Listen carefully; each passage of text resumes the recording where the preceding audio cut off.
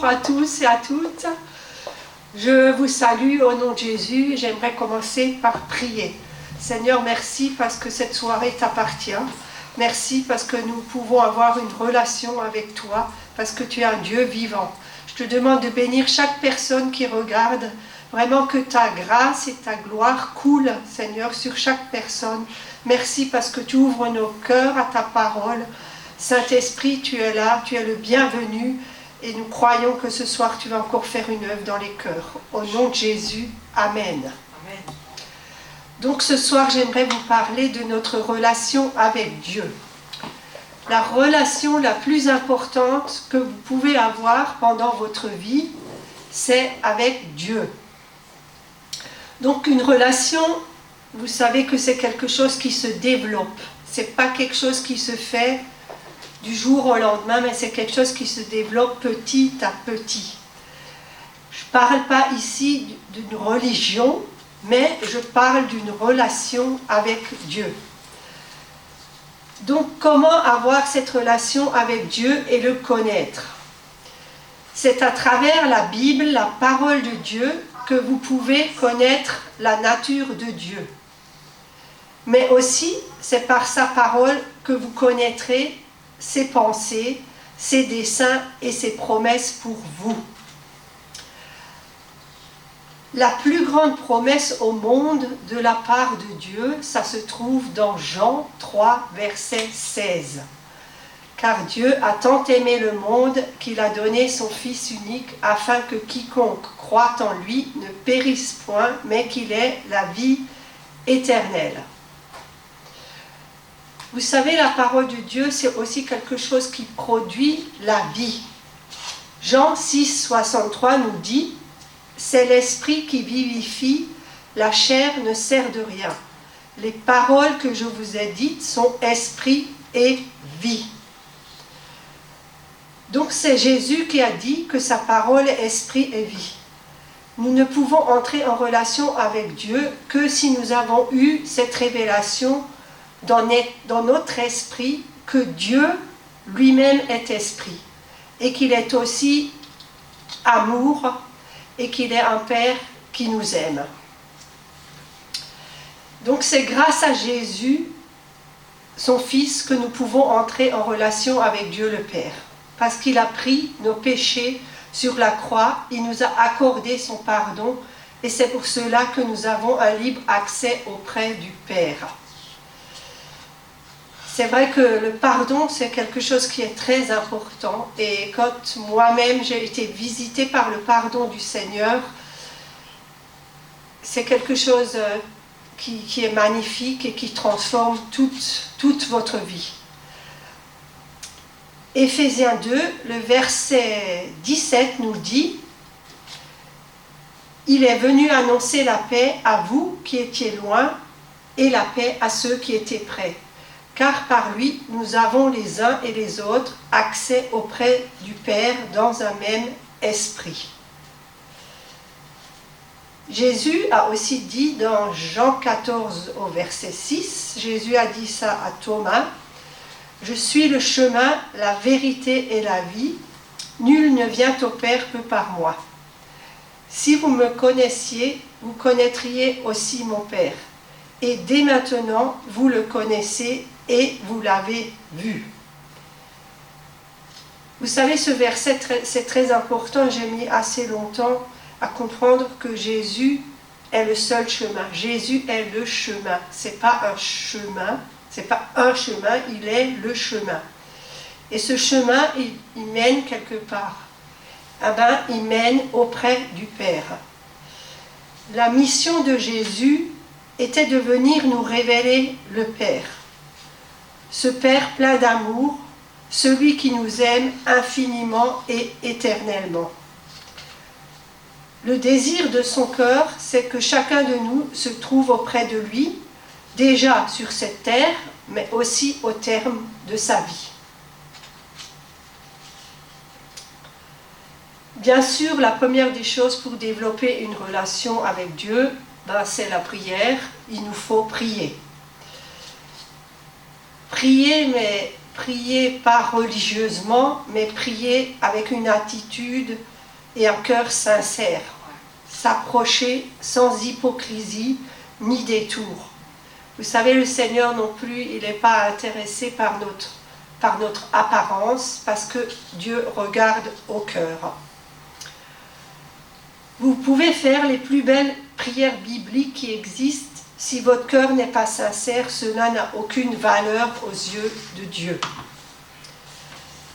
Dans 1 Samuel 16, on peut lire « L'Éternel ne considère pas ce que l'homme considère. L'homme regarde à ce qui frappe les yeux, mais l'Éternel regarde au cœur. » Pour connaître le cœur du Père, Dieu nous a laissé sa parole. Et en la lisant et la méditant, vous allez découvrir qui il est vraiment, et votre vie sera transformée du tout au tout. Voilà, c'est ce que j'ai expérimenté en mettant la parole de Dieu en pratique. Ma vie a été entièrement transformée. Des fois, il m'arrive de penser à ce que je serais devenue si je n'avais pas connu le Seigneur dans ma vie et si je n'avais pas une relation pendant déjà des années. Qu'est-ce que je serais devenue? Vous savez, je pense que ce ne serait pas très glorieux et je serais sans doute pas heureuse comme je le suis maintenant.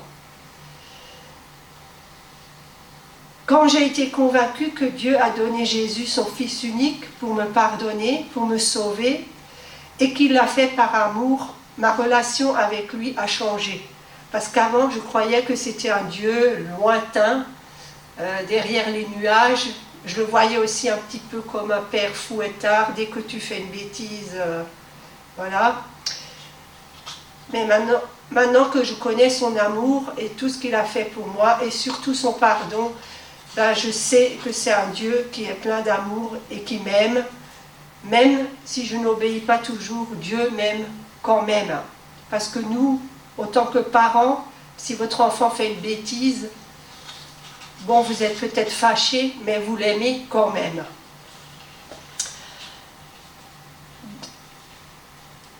Je voudrais aussi surtout vous parler de connaître Dieu comme un Père aimant. Dieu est grand, il est esprit, il est amour, il n'a ni commencement ni fin, il n'y a pas d'endroit aussi où sa présence ne peut être ressentie. Ce soir même, vous pouvez ressentir la présence de Dieu quand vous regardez, et tous ceux qui sont avec moi ici.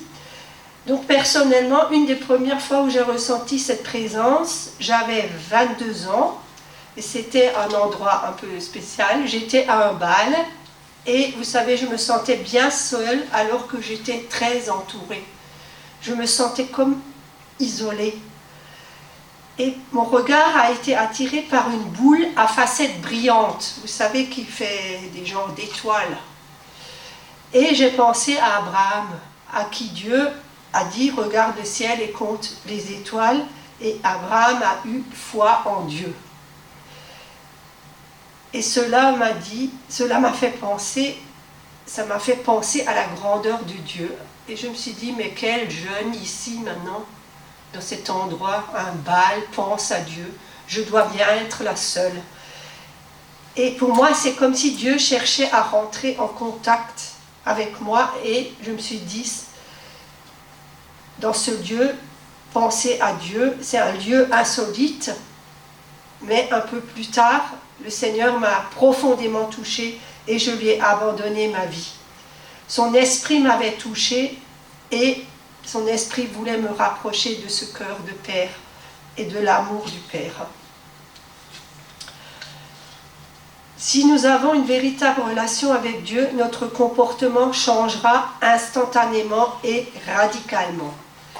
Quand j'ai été touchée par l'amour du Père, j'avais envie d'aimer tout le monde comme Dieu m'aime. Nous le voyons dans sa parole, chaque fois que la gloire de Dieu venait sur quelqu'un, les témoins étaient profondément et immédiatement transformés. Pensez à Saul de Tarse. Saul de Tarse qui est devenu l'apôtre Paul. Combien Dieu a changé sa vie. 1 Jean 3 nous dit « Voyez quel amour le Père nous a témoigné pour que nous soyons appelés enfants de Dieu. Et nous le sommes. Si le monde ne nous connaît pas, c'est qu'il ne l'a pas connu. » Donc dès que nous reconnaissons Jésus comme Sauveur et comme Seigneur, nous devenons enfants de Dieu et Dieu devient notre Père. Je ne connaissais pas Dieu comme un Père et je n'avais pas cette relation d'enfant à Père avec lui. Mais au cours des années, j'ai appris à le connaître, à connaître son amour qui, je sais, ne s'éloignera jamais de moi et de vous d'ailleurs, et que jamais il va vous abandonner. C'est sa parole aussi qui nous dit ça. Donc si nous croyons, eh ben, Dieu, il n'est pas menteur et il va accomplir sa parole pour nous. Romains 8, 39 nous dit « Car j'ai l'assurance que ni la mort, ni la vie, ni les anges, ni les dominations, ni les choses présentes, ni les choses à venir, ni les puissances, ni la hauteur, ni la profondeur, ni aucune autre créature ne pourra nous séparer de l'amour de Dieu manifesté en Jésus-Christ notre Seigneur. »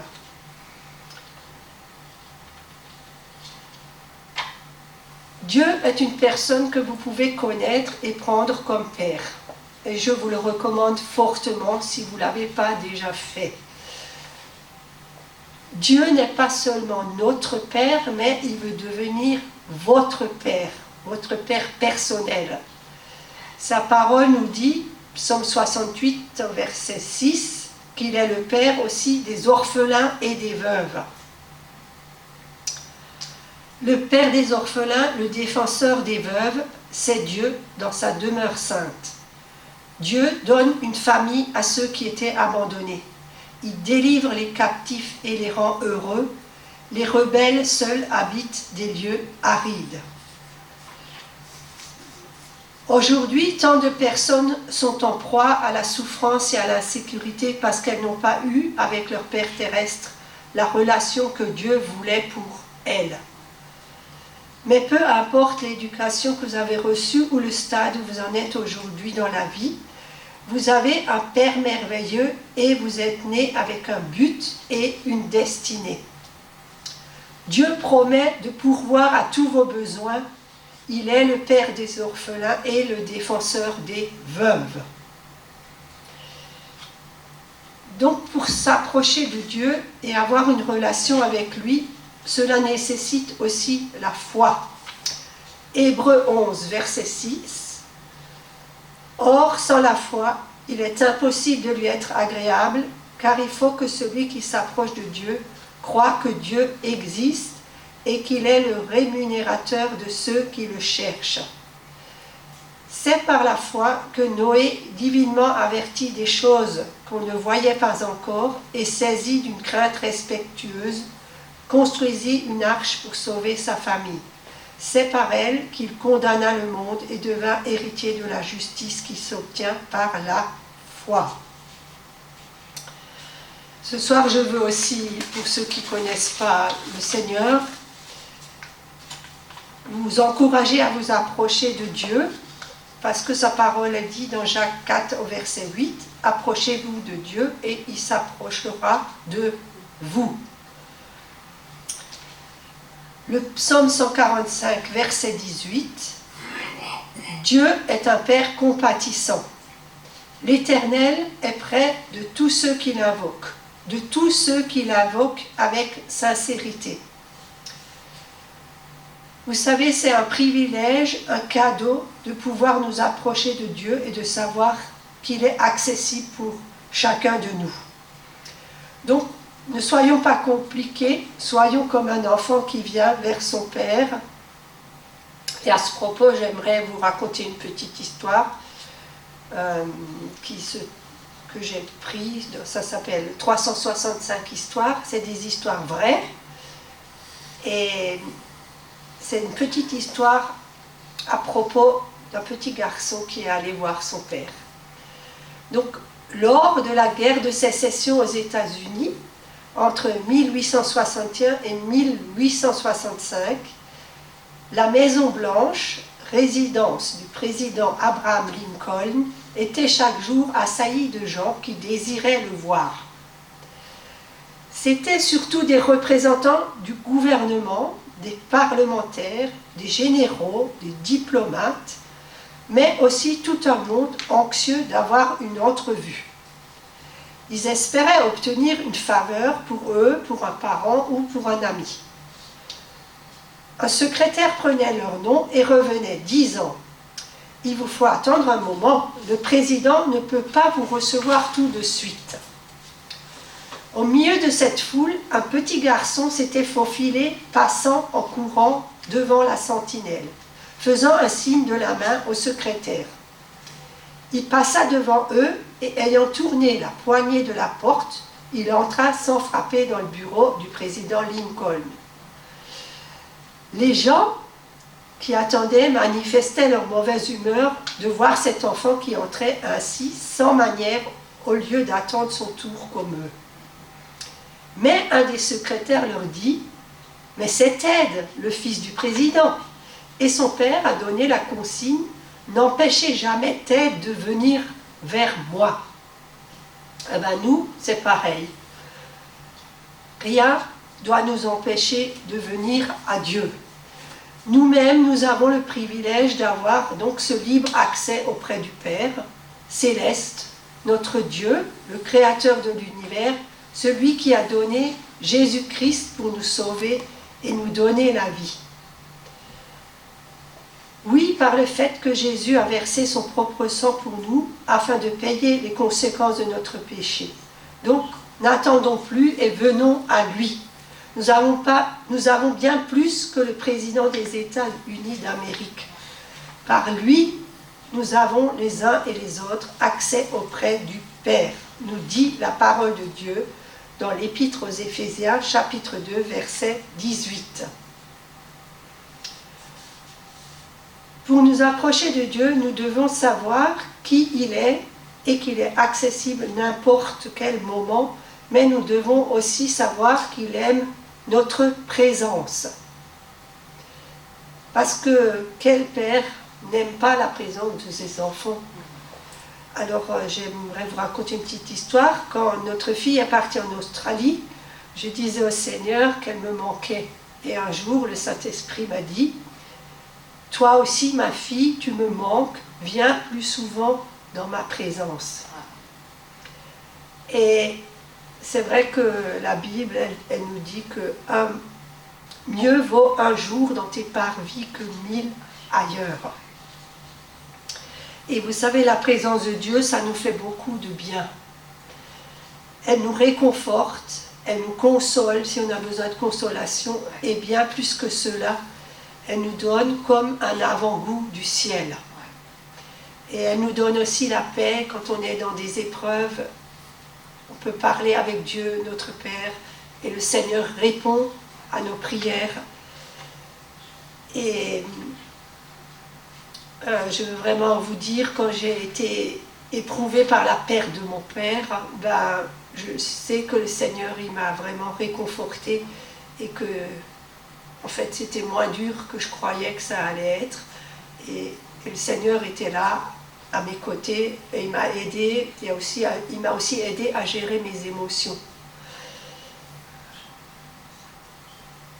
Vous savez, la parole de Dieu dit dans le psaume 23, « L'Éternel est mon berger, je ne manquerai de rien. Il me fait reposer dans de verts pâturages, il me dirige près des eaux paisibles. » Mais la parole de Dieu, elle dit aussi que quand vous priez, entrez dans la chambre, ferme ta porte et prie ton Père qui est là dans le lieu secret, et ton Père qui voit dans le secret te le rendra.